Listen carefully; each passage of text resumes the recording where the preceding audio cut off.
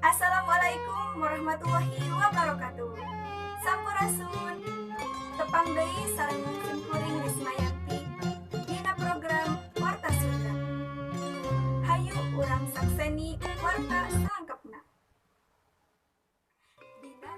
Dina sababaraha minggu katukang, wewengkon Bale Endah Kabupaten Bandung kakenaan ku rupa-rupa musibah. Salah sahijina mudalna cai wahangan Citarum. Dumasar kana data, aya kurang lebih 1.536 imah katut wangunan sakola jeung pamarentahan nu kakeum ku cai.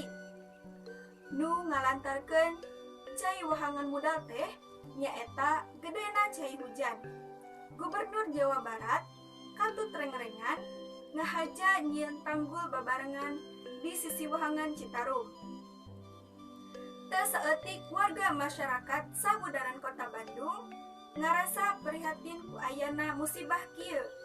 Rareongan ngumpulkeun waragad keur sumbangkeuneun ka warga anu kakeum ku cai, utamana nyumbangkeun obat-obatan sabab geus mimiti loba nu katerjang rupa-rupa panyakit.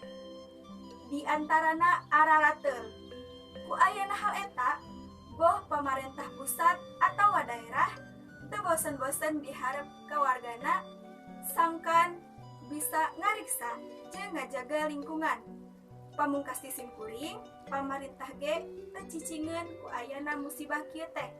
Jadi, panyepret sangkan wargana sadar kana pentingna kabersihaan jeung ngajaga lingkungan tina bibit beruwit jeung panyakit.